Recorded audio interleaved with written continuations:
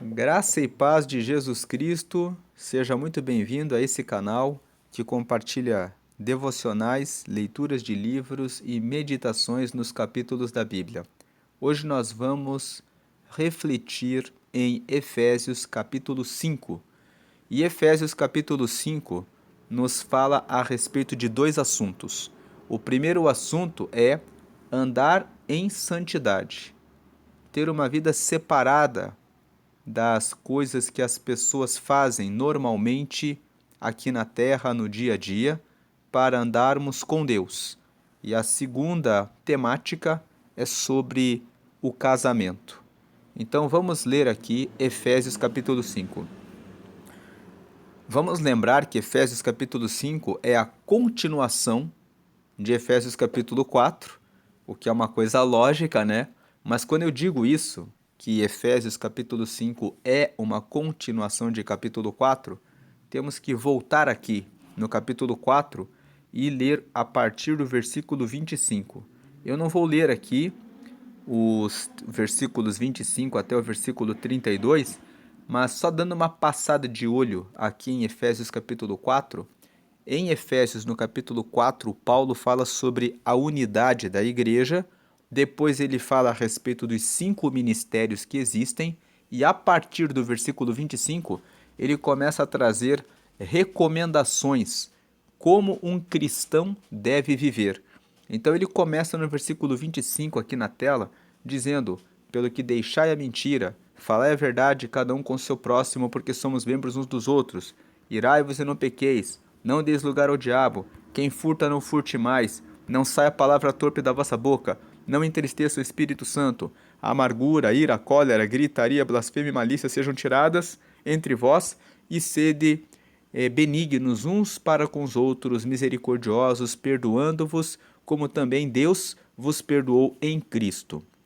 Então nós vemos que Paulo está nos últimos versículos do capítulo 4 falando a respeito de atitudes, de como ter uma vida cristã, uma vida separada e que realmente reflete a glória de Deus.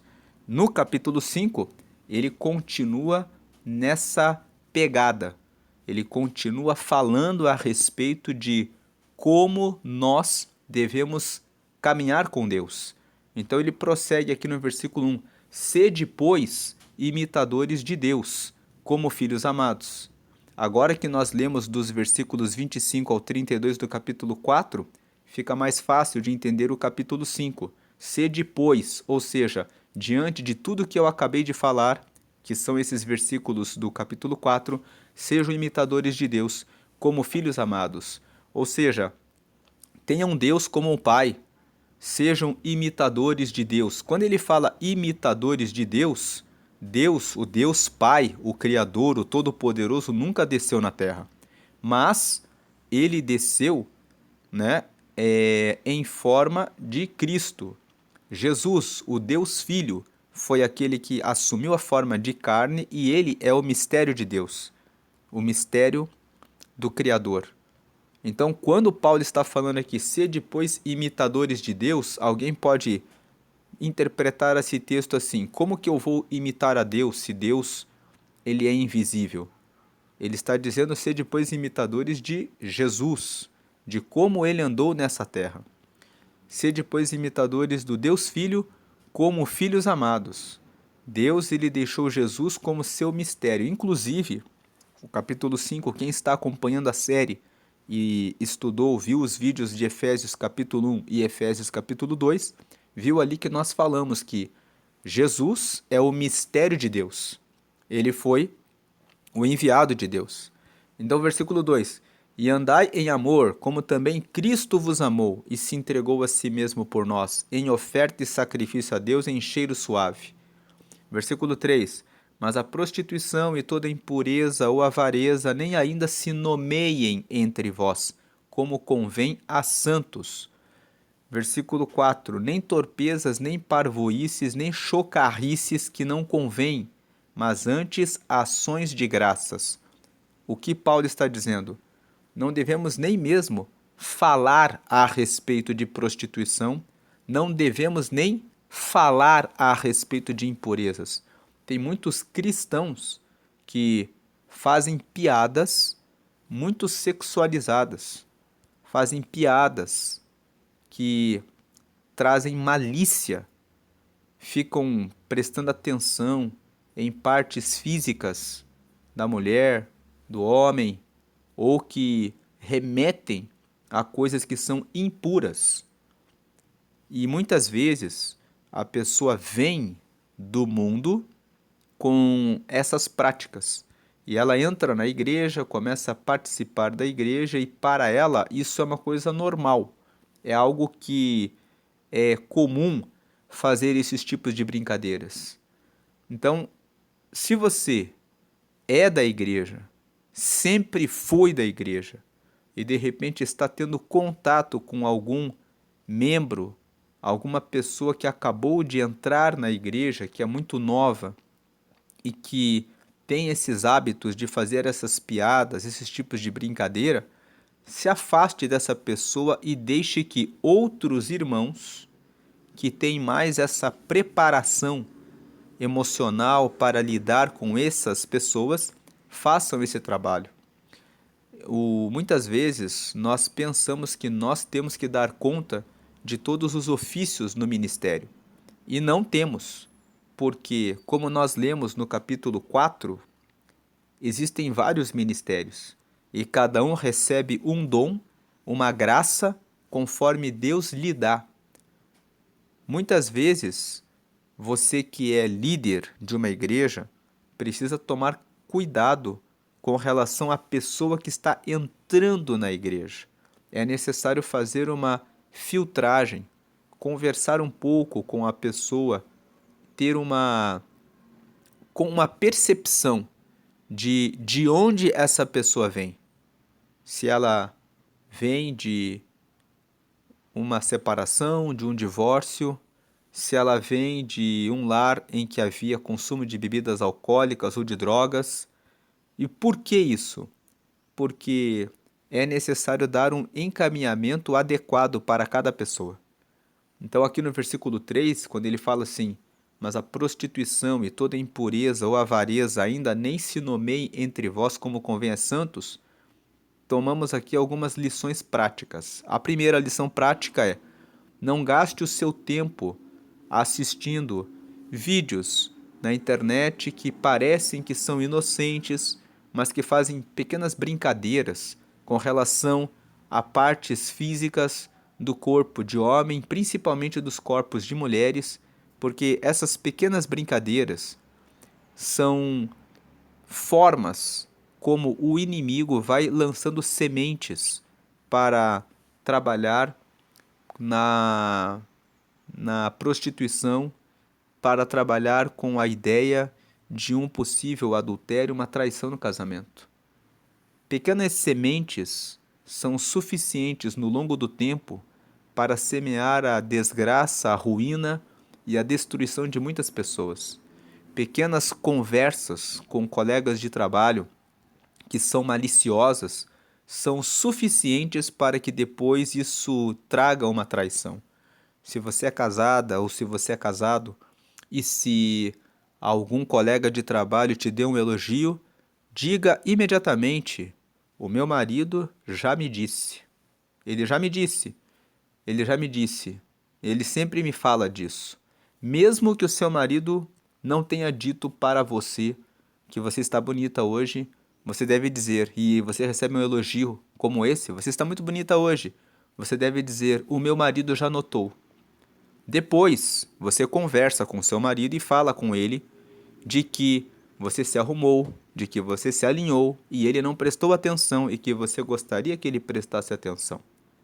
Mas essas atitudes assertivas de não deixar que o inimigo ganhe terreno na sua vida é muito importante. Você que é marido, que é casado, recebe um elogio de uma colega de trabalho. Você precisa dizer: a minha esposa sempre fala isso para mim. Porque essas atitudes cortam totalmente a possibilidade de uma prostituição depois, um adultério, ou alguma coisa assim.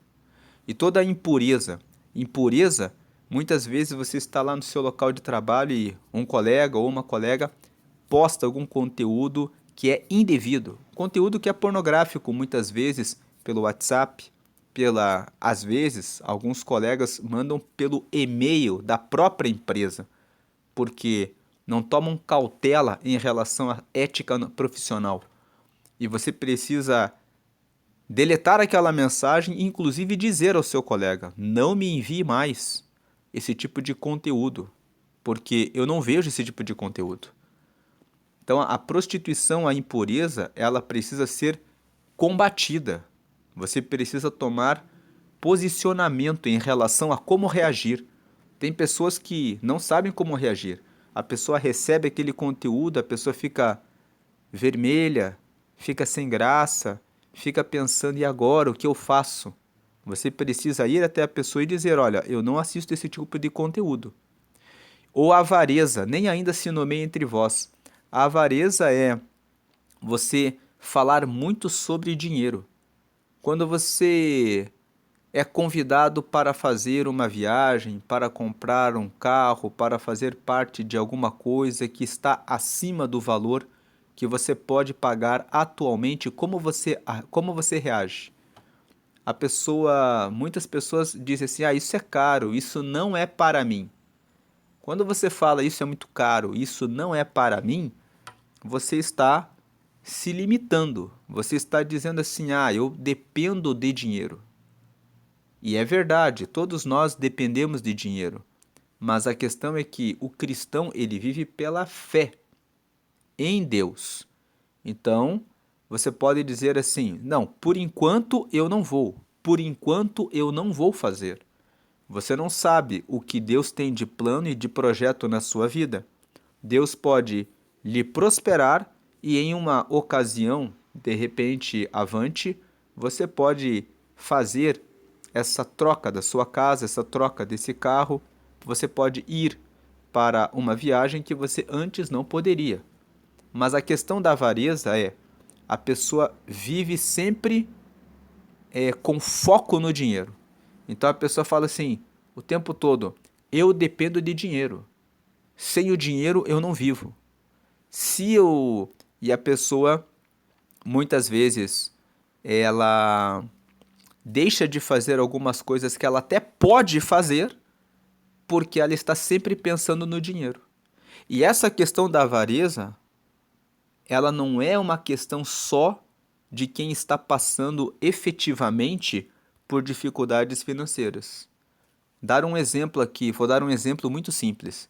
Tem pessoas que são bilionárias, pessoas que são extremamente ricas, mas que elas não conseguem nunca desfrutar do dinheiro que elas ganham.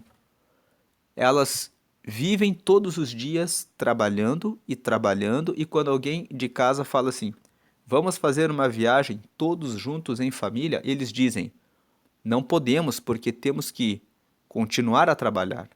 Você pode ouvir isso e pensar assim: mas existem essas pessoas? Sim, existem. Outro dia, um homem disse que tinha muito dinheiro e nunca tinha separado um conjunto de 10 músicas, uma playlist, para ele escutar. Detalhe é que esse homem, que era dono de um complexo educacional muito grande, contraiu um câncer e o médico disse: você vai viver 6 meses. Nos últimos 6 meses que esse homem viveu, ele era professor em um curso que, inclusive, eu que estou falando aqui, participei desse curso. Ele era dono de uma escola muito, muito, muito rica. Ele era o dono de toda a escola. Ele disse assim, quando estava dando as últimas aulas, e ele ainda continuou dando aula ainda. Veja, ele ainda continuou dando aula porque ele falava assim que ele não podia desistir da vida, e ele falava: nunca na vida eu tinha separado uma playlist. Separe uma playlist com as 10 músicas que você mais gosta e escute, porque a vida é muito curta.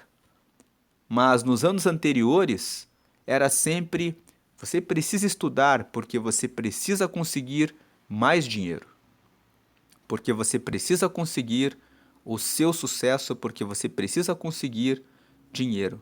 E em muitos momentos, quando ele dava aula, ele falava: tem que encontrar novas formas de fazer mais vendas e de conseguir mais dinheiro.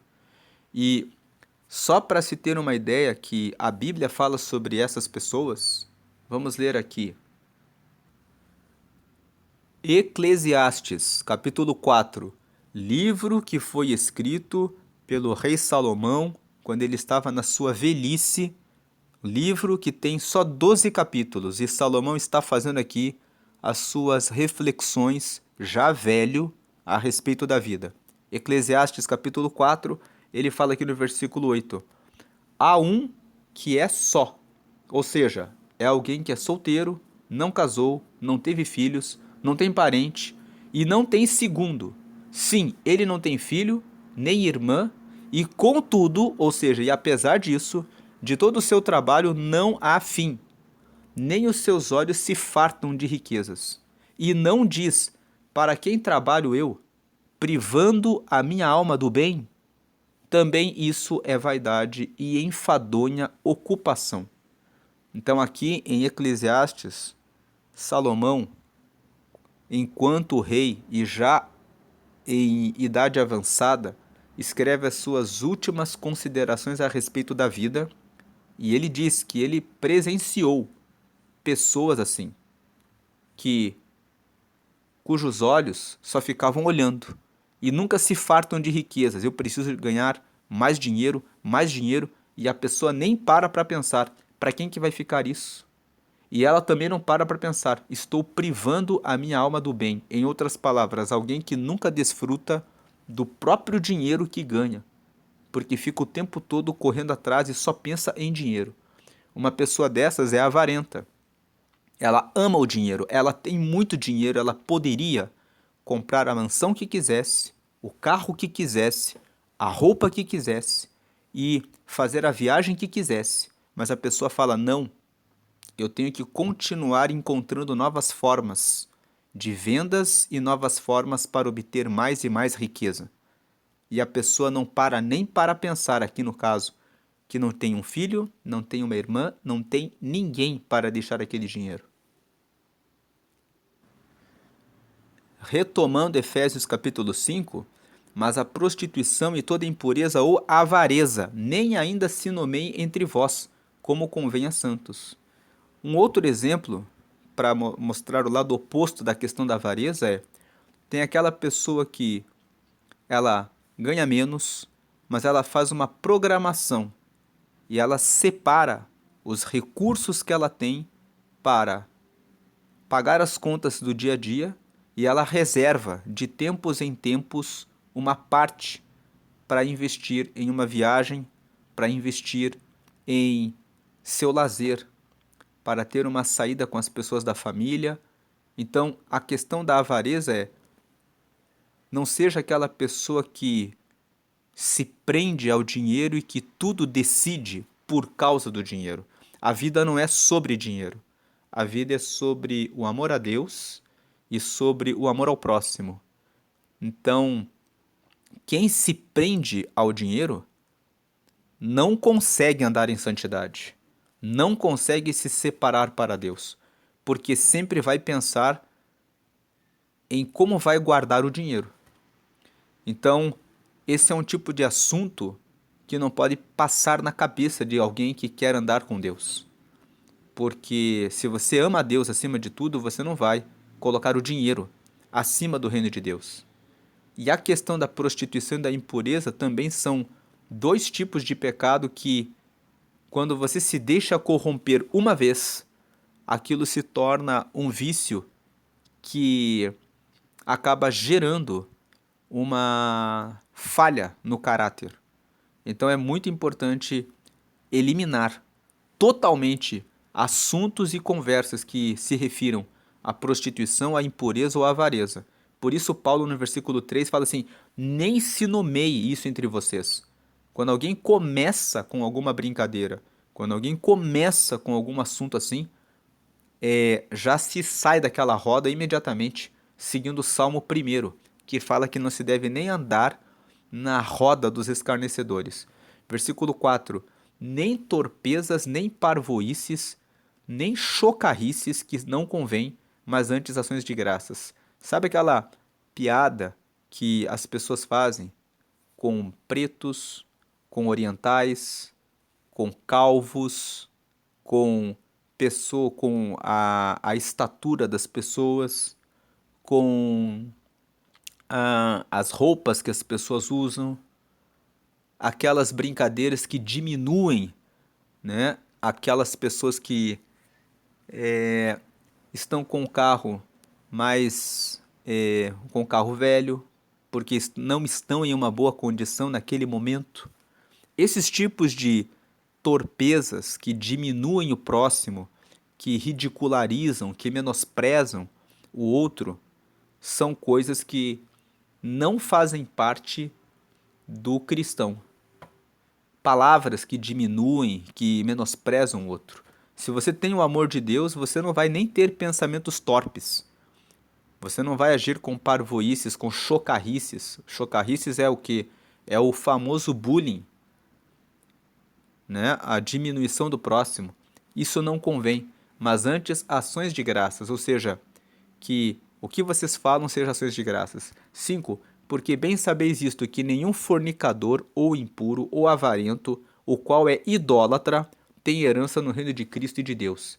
Então ele está falando aqui que o avarento, ele é idólatra, porque ele ama mais o dinheiro do que a Deus. E nenhum fornicador, ou impuro, ou avarento, o qual é idólatra, tem herança no reino de Cristo e de Deus. Não tem como você entrar no reino de Deus. E todos conhecemos a história do jovem rico. Ele foi até Jesus e disse que ele já fazia tudo certo. E então Jesus disse: se você quer ser perfeito, vende tudo que tem então e me segue. E ele foi embora, muito triste, porque ele tinha muitas riquezas. E a questão ali não é ter riqueza, mas a questão ali é que ele amava mais o dinheiro do que o reino, de Deus. Versículo 6: ninguém vos engane com palavras vãs, porque por essas coisas vem a ira de Deus sobre os filhos da desobediência.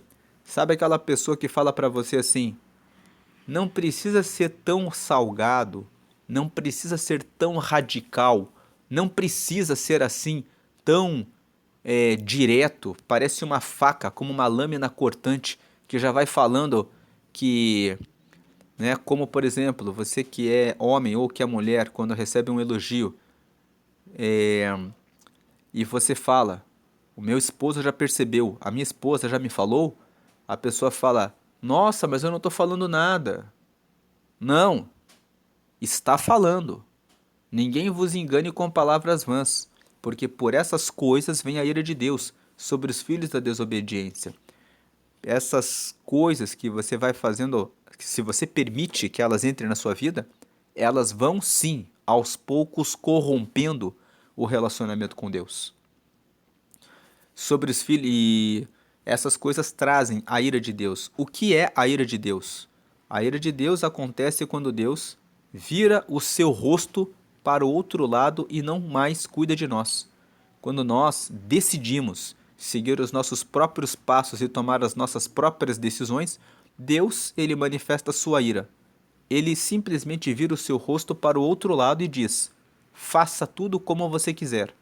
E quando nós não recebemos a luz de Deus e não temos a orientação dele, por sermos falhos, começaremos a decair e começamos a tomar decisões cada vez mais e mais erradas, porque longe da orientação de Deus, nós falhamos e tropeçamos.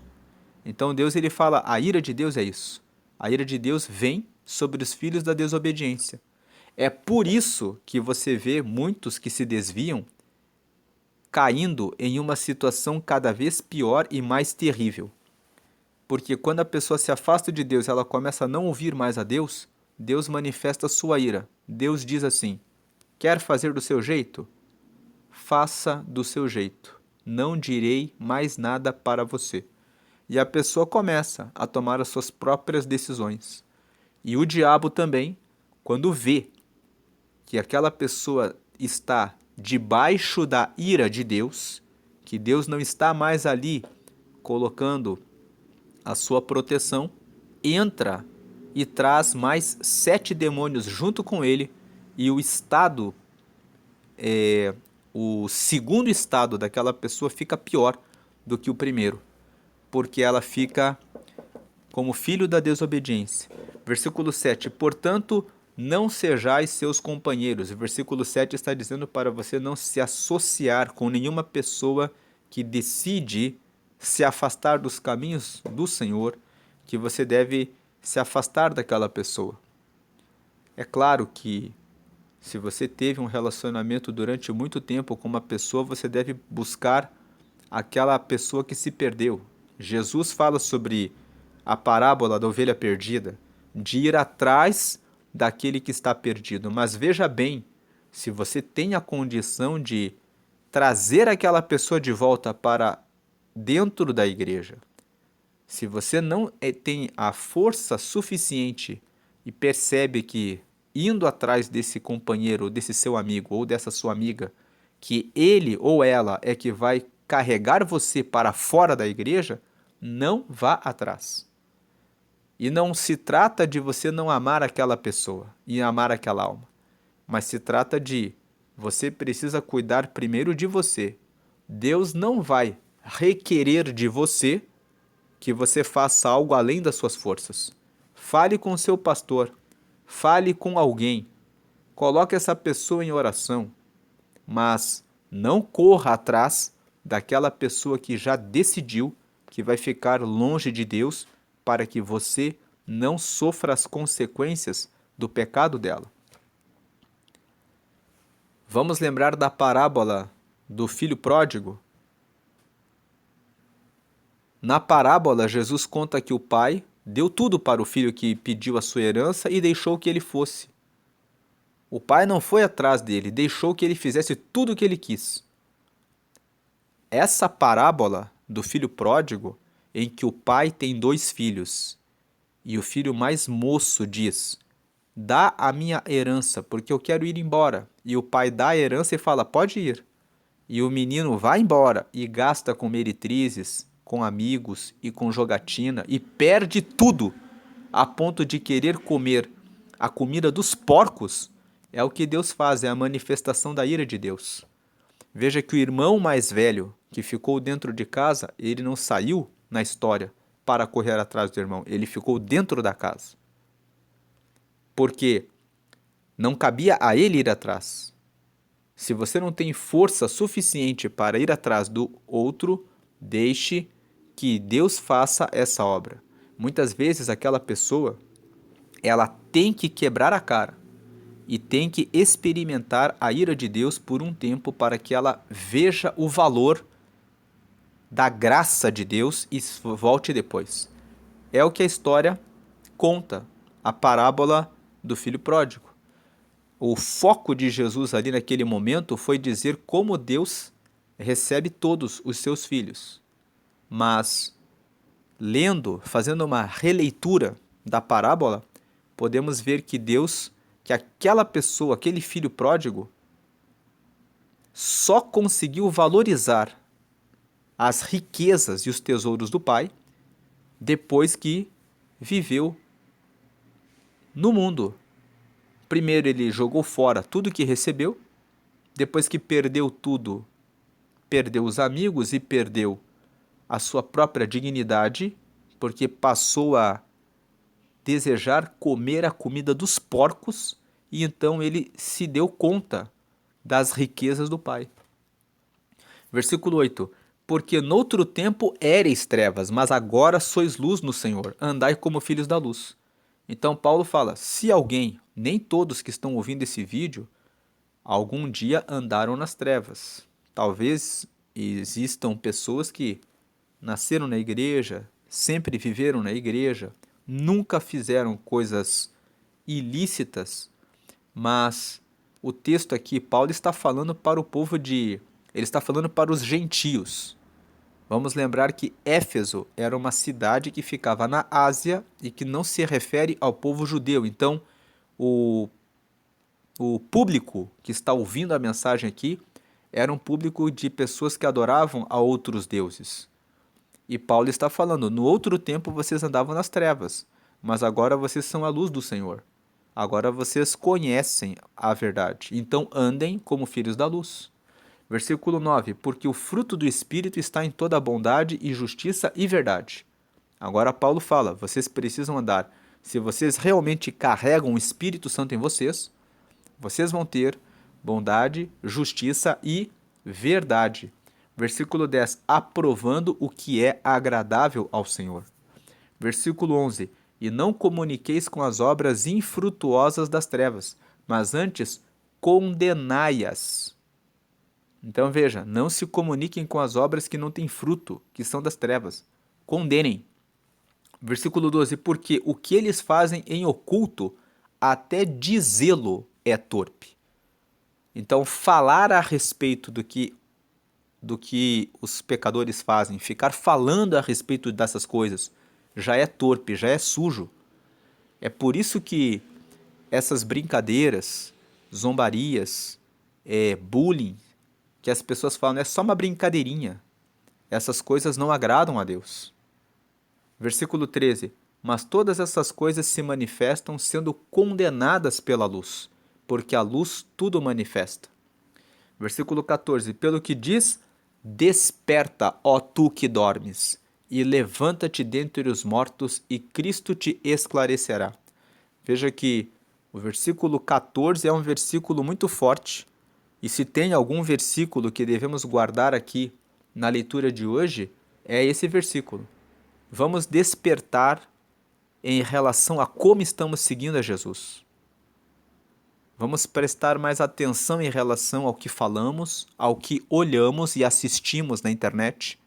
Vamos prestar atenção em relação às nossas atitudes com relação ao dinheiro, com relação a brincadeiras e piadas em ambientes de trabalho e até muitas vezes no próprio ambiente da igreja. Se você é novo na fé e veio de um contexto onde as pessoas faziam essas brincadeiras, repense isso. Agora você está caminhando na luz. Você deve deixar as coisas do passado e ser uma nova criatura que se alinha ao que a palavra de Deus diz. Versículo 15, portanto, ou seja, por tudo isso que foi falado até aqui, vede prudentemente como andais, não como nécios, mas como sábios. E quando ele fala aqui, portanto, vede prudentemente como andais, vamos incluir tudo que está em Efésios no capítulo 4, a partir do versículo 25. É como se fosse ali, Efésios 4, a partir do versículo 25, até aqui em Efésios no capítulo 5, toda uma lista de recomendações de como nós devemos nos portar. Vede prudentemente, veja aqui, ele coloca esse advérbio, prudentemente. Prestem muita atenção em relação ao que vocês fazem, como vocês andam.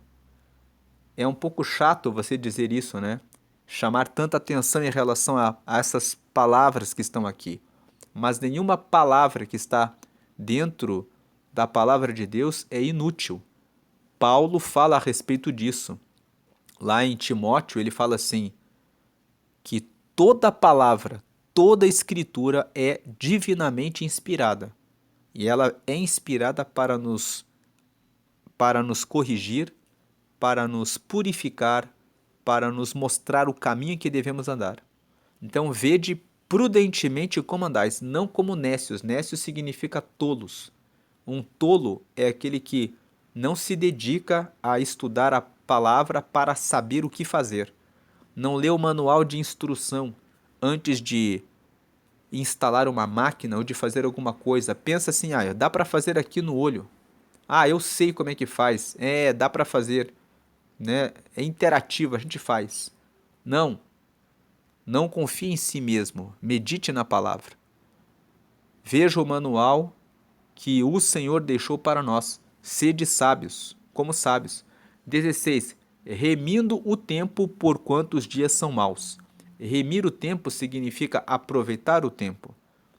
Talvez você veio do mundo de uma vida em que você ficou muitos anos viciado em droga, ou em bebida, ou em pornografia, ou em cigarro, ou em adultérios e prostituições, ou de repente ficou muito preso a jogos de azar, eu não sei, mas agora é tempo de você buscar remir o tempo, de você recuperar o tempo perdido, de você correr atrás do tempo que você perdeu, tendo uma determinação de andar em santidade, porque os dias são maus. 17. Pelo que não sejais insensatos, mas entendei qual seja a vontade do Senhor. Versículo 18. E não vos embriagueis com vinho em que há contenda, mas enchei-vos do Espírito. Então, não devemos beber vinho, porque no vinho existe contenda, no vinho existe conflito, no vinho existe a guerra, no vinho existe o problema, que é o problema de que a pessoa, quando começa a beber uma pequena dose, ela pensa assim: isso é gostoso, isso é saboroso, eu estou apenas apreciando o vinho. Mas quando a pessoa passa por uma crise, em alguma situação, em alguma área da vida, ela começa a beber o vinho para buscar se satisfazer, e quando ela nem se apercebe, ela começa a usar o vinho como uma droga, como a razão de ter a alegria da vida. Quantas pessoas não começaram a usar o vinho como um anestésico e hoje estão embriagadas e viciadas nele?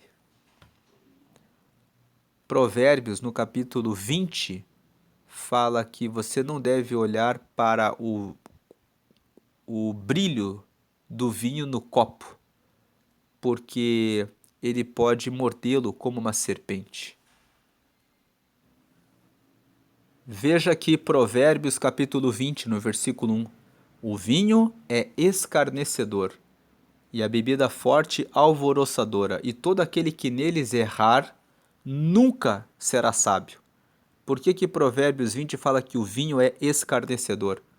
Porque ele te dá prazer, e você toma uma pequena dose, e você pensa que isso é bom. E quando você não se dá conta, você está viciado e tropeçando nele. Então ele brinca com aquele que não presta atenção em relação a, a ele. Por isso ele fala aqui: quem neles errar nunca será sábio. Agora vamos para Provérbios 23. E veja aqui sobre o vinho, no versículo 31. Não olhes para o vinho quando se mostra vermelho, quando resplandece, ou seja, quando ele brilha no copo e se escoa suavemente. Quando você pega a garrafa ali, ele vai vendo ele escoando ali na taça. 32. No seu fim, morderá como a cobra, e como o basilisco picará. 13. Os teus olhos olharão para as mulheres estranhas, e o teu coração falará perversidades. 34. E serás como o que dorme no meio do mar e como o que dorme no topo do mastro. 35. E dirás: espancaram-me e não me doeu, bateram-me e não o senti. Quando virei a despertar, ainda tornarei a buscá-la outra vez. Portanto, Provérbios traz recomendações muito sérias, tanto no capítulo 20 quanto no capítulo 23, e aqui no capítulo 23, no versículo 31 ao 35, fala claramente a respeito dos perigos do vinho, de se perder totalmente o equilíbrio e o controle em razão de ter tropeçado uma vez nesse mal. Retomando Efésios capítulo 5, vamos agora no versículo, veja, a parte final do versículo 18. Mas enchei-vos do Espírito. Quando você está cheio do Espírito, Jesus disse em Atos dos Apóstolos para os discípulos ficarem reunidos em Jerusalém, aguardando para serem cheios do Espírito. Veja aqui em Atos dos Apóstolos, no capítulo 1, o que Jesus disse. Veja, Jesus havia ressuscitado e, no versículo 4, estando com eles, determinou-lhes que não se ausentassem de Jerusalém, mas que esperassem a promessa do Pai, que disse ele: de mim ouvistes. Porque na verdade João batizou com água, mas vós sereis batizados com o Espírito Santo, não muito depois destes dias. E aí depois, Jesus fala para eles assim: e vocês receberão a virtude do Espírito Santo que há de vir sobre vós, e ser-me-eis testemunhas, tanto em Jerusalém como em toda a Judéia e Samaria, e até aos confins da terra. Versículo 9. Quando dizia isto, vendo eles, foi elevado às alturas, e uma nuvem o recebeu, ocultando-o a seus olhos. Essa foi a última orientação de Jesus, antes de subir aos céus. Ele disse para os discípulos, nos versículos 4 e 5, não se ausentem de Jerusalém, porque vocês vão ser batizados com o Espírito Santo. Jerusalém é a nossa casa espiritual. É a sua igreja, o lugar onde você busca a Deus. Não se ausente do lugar em que você busca a Deus. Não se afaste dos seus irmãos na fé. Aqui, os discípulos, Jesus disse, não se ausentem, permaneçam juntos no mesmo lugar. Porque quando vocês tiverem o Espírito Santo, versículo 8, vocês vão conseguir ser as minhas testemunhas. Nós conseguimos seguir a Jesus quando estamos cheios do Espírito Santo. Essa foi a última instrução que Jesus deixou para os seus discípulos. Retomando Efésios 5, versículo 19. Falando entre vós com salmos e hinos e cânticos espirituais, cantando e salmodiando ao Senhor no vosso coração, vinte dando sempre graças por tudo a nosso Deus e Pai, em nome de nosso Senhor Jesus Cristo. Versículo 21, sujeitando-vos uns aos outros no temor de Deus. Então veja, aqui no versículo 21, Paulo termina, ele encerra uma linha de discurso que ele começou no capítulo 4, a partir do versículo 25, quando ele começa a falar a respeito de como nós devemos caminhar com Deus, fazendo aquelas coisas que lemos ontem, né, e que lemos no começo desse vídeo de maneira breve. E ele prossegue no capítulo 5 até o versículo 21, trazendo recomendações a respeito da santidade, que nós devemos despertar em relação a como nós estamos vivendo aqui nessa terra, não de maneira vã, mas prestando atenção em relação ao que falamos, ao que vemos, às pessoas com quem andamos e às decisões que tomamos. Agora, nos últimos versículos, Paulo, no capítulo 5, fala a respeito do casamento. Então, a partir do versículo 22, ele fala: vós, mulheres, sujeitai-vos a vosso marido como ao Senhor. Versículo 13, porque o marido é a cabeça da mulher, como também Cristo é a cabeça da igreja, sendo ele próprio o salvador do corpo. Versículo 24, de sorte que assim como a igreja está sujeita a Cristo, assim também as mulheres sejam em tudo sujeitas a seu marido.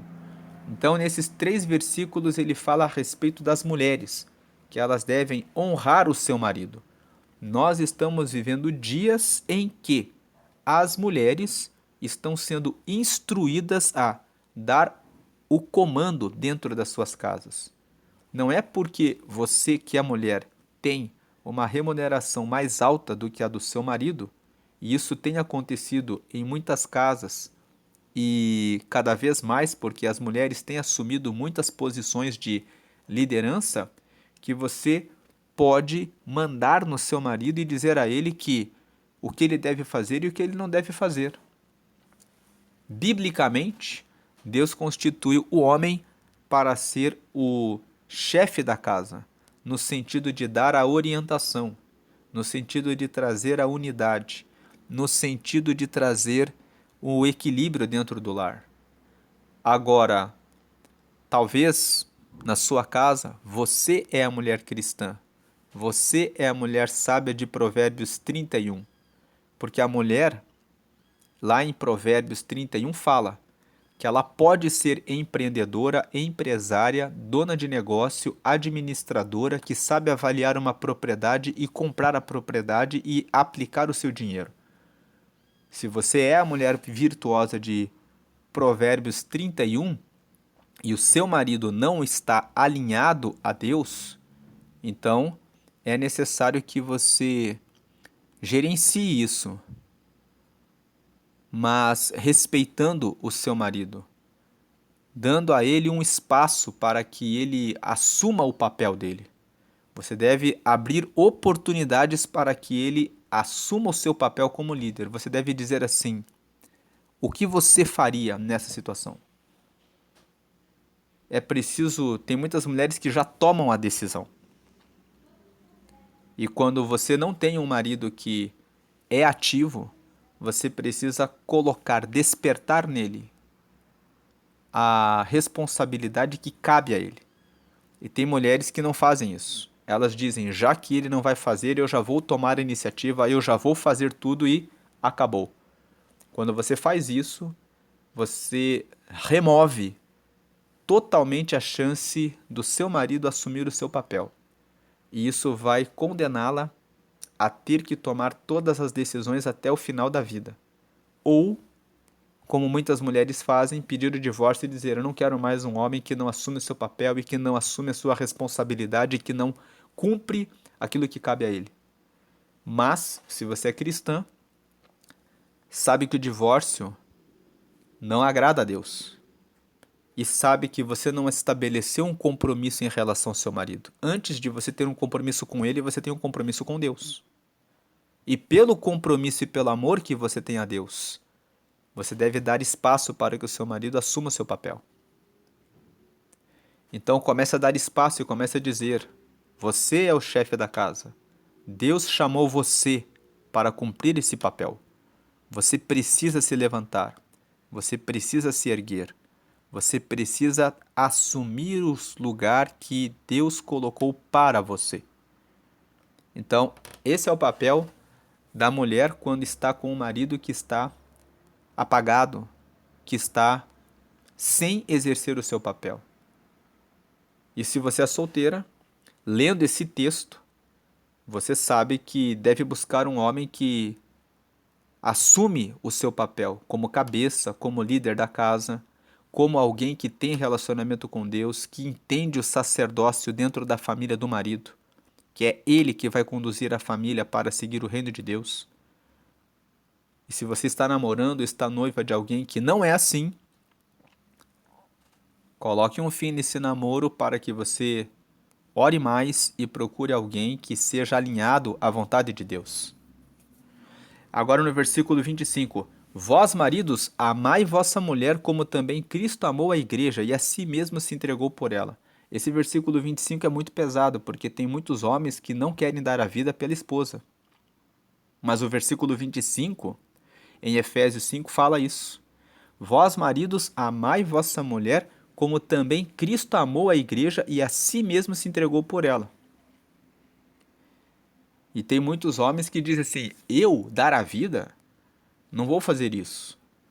Mas o texto bíblico apresenta esse critério, o texto bíblico apresenta esse padrão. Aquele que assume um lar deve dar a vida pela sua esposa, deve dar a vida pela sua família, deve dar a vida pela sua mulher. Versículo 26. Para a santificar, deve dar a vida para... Veja, quando ele fala aqui no versículo 26 que você deve dar a vida para santificar a esposa, significa você deve fazer de tudo para que a sua esposa caminhe juntamente com você diante de Deus. Santificar significa andar na presença de Deus, purificando-a com a lavagem da água pela palavra. As suas palavras devem ser palavras que trazem a sua esposa para o reino de Deus. Para que, versículo 27, para a apresentar a si mesmo igreja gloriosa, sem mácula, nem ruga, nem coisa semelhante, mas santa e irrepreensível. Então veja, assim como Cristo fez todo o trabalho de dar a vida dele, de deixar a palavra para santificar a igreja, de purificar a igreja pelo batismo, a lavagem da água fala isso também pela palavra, porque a palavra ela vai sendo pregada e ela vai purificando quem está escutando a palavra. Assim também o marido deve desempenhar esse papel dentro da sua casa. Ele tem o papel de ser o sacerdote da sua família. criando o culto doméstico, fazendo a oração na frente dos filhos, tendo um tempo de oração sozinho com Deus e tendo um tempo de oração com a esposa e tendo um tempo de oração com cada filho. Se tem mais de um filho, agora é a vez de orar com o filho A, agora é a vez de orar com o filho B, para que cada um dos filhos tenha a experiência de que recebeu a orientação do pai para seguir ao Senhor. Tem muitos pais que falam mal da igreja. Se você está em uma igreja e você não está satisfeito com a liderança ou com os irmãos, mude, procure uma outra igreja em que você possa desenvolver os seus dons. Nunca fale mal a respeito de um líder ou a respeito de alguém da igreja, porque de maneira inconsciente você está implantando nos seus filhos o pensamento de que o papai e a mamãe sempre falam mal a respeito do pastor. O papai e a mamãe sempre falam que a igreja não presta, porque o irmão fulano e a irmã cicrana não presta. E tem muitas crianças que quando completam 18, 19 anos, a primeira coisa que fazem é sair da igreja porque dizem, graças a Deus, agora eu não preciso ir naquele lugar que o pai e a mãe falam que não presta e que é ruim. Então, se você está num lugar e você vê práticas que você não concorda, vá para uma igreja que você se sinta bem, que você possa incluir a sua família para que você possa deixar para os seus filhos. Um legado é uma herança em que os seus filhos vão dizer, seguir ao Senhor é bom. Versículo 28. Assim devem os maridos amar a sua própria mulher como a seu próprio corpo. Quem ama a sua mulher, ama-se a si mesmo. 29. Porque nunca ninguém aborreceu a sua própria carne, antes a alimenta e sustenta como também o Senhor a igreja, porque somos membros do seu corpo. Aqui nesse texto 28, 29 e 30, nós vemos sobre os agressores. Se você agride a sua esposa, se você agride a sua mulher, é tempo de você pensar a respeito disso. Você que é mulher e que se você está sendo agredida, quando o seu marido agride você, ele está desonrando a palavra de Deus, ele está descumprindo o que a palavra diz. Então, aqui existe uma situação que precisa ser tratada. Você deve dizer a ele claramente, você está desonrando a Deus. Existem algumas pessoas, alguns pastores, que dizem, você deve continuar com ele, você deve continuar debaixo do mesmo teto, você deve aceitar a agressão. Nós não devemos aceitar nada que contraria a palavra de Deus contra nós.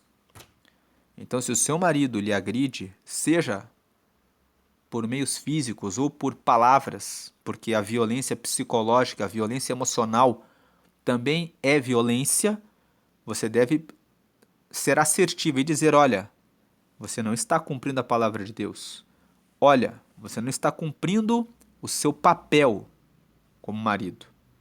Quem não cumpre o seu papel está traindo a palavra. E se está traindo a palavra, existe uma possibilidade de divórcio aqui. Porque Deus não obriga ninguém a viver com alguém que descumpre a sua palavra, que descumpre os seus mandamentos. E versículo 31. Por isso deixará o homem seu pai e sua mãe, se unirá à sua mulher e serão dois numa carne. Veja, são dois numa só carne. 32. Grande é este mistério. Digo, porém, a respeito de Cristo e da igreja. Aqui Paulo está dizendo, é um grande mistério quando um homem se casa com uma mulher, quando os dois se tornam uma só carne. Mas Paulo no versículo 32 fala assim, eu estou destacando esse mistério em relação a Cristo que deu a vida pela igreja, e ele é o noivo e a igreja é a noiva. Isso é um grande mistério.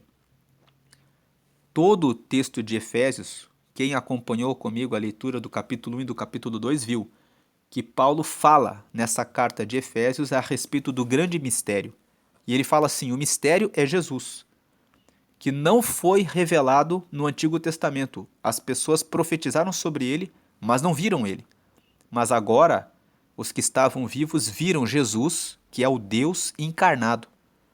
E ele, morto na cruz, trouxe salvação e ligou toda a humanidade a Deus. Esse é o mistério. Por meio de Jesus, Deus trouxe novamente a salvação para a humanidade. E o outro mistério que ele revela no capítulo 3 é que agora Jesus morreu não só pelo seu povo, que era o povo judeu, mas ele quebrou a muralha que separava os gentios e trouxe toda a humanidade para Deus. Ele fala sobre isso em Efésios no capítulo 3. E aí no capítulo 4 ele fala: e agora nós temos uma unidade, e todos unidos devemos andar em santidade. E ele começa a falar sobre santidade no capítulo 4, no versículo 25, ele vai avançando e ele entra aqui no capítulo 5, como nós lemos, até o versículo 21, falando sobre essas recomendações, e aí ele vem para o casamento. E fala: ocorreu no mistério de Deus um casamento. Cristo é a cabeça com a igreja. E isso deve repercutir também no casamento entre o homem e a mulher, onde o homem deve honrar e amar a sua esposa como Cristo honra e ama a sua igreja. E isso é um mistério, ele fala: grande é esse mistério, digo, porém, a respeito de Cristo e da igreja. 33. Assim também vós, cada um em particular, ame a sua própria mulher como a si mesmo, e a mulher reverencie o marido. Então, não é uma questão de submissão ao marido, a qualquer marido. É uma submissão quando esse marido está alinhado com Deus. Mas também não é uma ação como prega o feminismo. Se eu ganho mais que o meu marido, então eu mando nele e ele tem que me obedecer e fazer o que eu quiser. Não. É um entender, um compreender que Deus colocou esse papel no homem e dizer, chamá-lo para o seu ponto de atitude e dizer: você é o homem da casa. Você tem que se levantar e tem que assumir o seu papel. E se você é mulher e diz assim: eu já falei para ele várias vezes isso, eu já fiz isso e não deu certo. Leve o seu marido para grupos de homens, que são homens de Deus. O que ele não escuta você falando, ele vai escutar os outros homens falando. Se você sabe que tem uma amiga, que tem um marido que é posicionado, procure aproximar o seu marido daquele marido da outra irmã, da sua colega, porque o outro marido falando: você tem que assumir esses papéis, porque você é o homem. Ele vai ouvir do outro homem falando para ele. Então essa é a leitura de Efésios capítulo 5. Vou deixar aqui no final, hoje é dia 29 de abril, eu vou deixar aqui um vídeo de Provérbios capítulo 29. Ficam aqui 2 convites para você que chegou até aqui no final do vídeo. O primeiro convite é que você acesse a playlist Meu Dia com Deus. Lá nós estamos postando todos os dias o devocional Café com Deus Pai.